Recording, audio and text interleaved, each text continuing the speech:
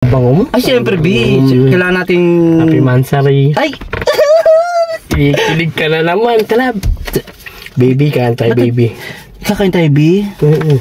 Sino pang B? Baby ka eh. Ay! Sorry, B. Baby ka eh. Baby. Bulaklak. Kahiwaga. Diwata. Tagal naman ni B. Hi, baby. Hi, B. Baby, sino yung B mo? Gusto mo na, B? Kasi yung tagal... Hindi mo talaga. Bango mo? Ay, syempre, B. Kailangan natin... Happy Mansari. Ay! Kilig ka na naman, kalab. Baby, kain tayo, baby. Kakain tayo, B? Sino pang B? Baby ka eh. Ay! Sorry, B. Baby ka eh. Baby. Oh, ay, Sino ba yung baby? Sino ba yung B mo? Hindi, shortcut kasi yun sa'yo. Imbis na masaya tayo eh. Ito na nga, B. Ila ka eh. B. Saan ba tayo kakain? Kain tayo sa ano? Saan? Gusto mo parisan. Ay, gusto ko yan. Yung overload. Oo, overload. Ask kita na kita. Gusto ko dun kay ano, kay... Yung may bulaklak. Kay Hiwaga. Diwata. Hindi. Kay Hiwaga. Kay Hiwaga. Hiwaga. Hiwaga din naman masarap doon. Ay, hindi masarap doon. B, masarap doon. Bakit masarap? At saka tiga mo only rice, only soup, only drinks, halihag, only kiss pa.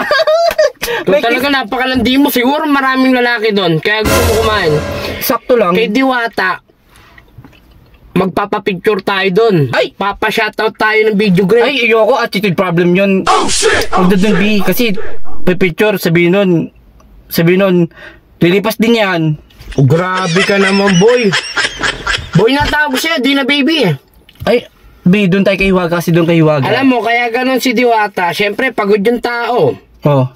Hindi makapagtrabaho na maayos. Pag pupuntahan siya ng mga vlogger, mag-aano siya, magpapapicture, magpapashoutout. Syempre papagod yung tao. Eh kung manakawan yung tao, kago ka pala eh. B, ang pangit ang ugali noon. Doon, ayok. Alam mo, kaya iniwan ko yung ano ko eh, ex ko eh. Dahil ganyan yung ugali eh.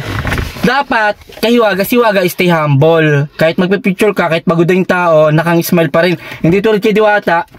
Hindi tulad kay Diwata. Walang kwenta yun. Ba't nananakit ka? Ay, hindi. Nadala lang ako kasi, alam mo naman, mabagmahal ako kay Hiwaga eh. Diwata tayo.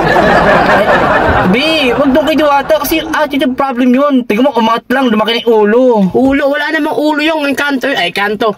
Ano yun? Siyempre, kaya siya nagkaganon, lagi nakasimangot.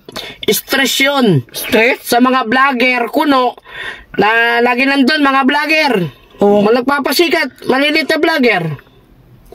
Eh sila yun. Tsaka, alam mo, sa totoo lang ito lang una naawa ako kay Diwata kasi, galing siya sa, di ba, sa kanal.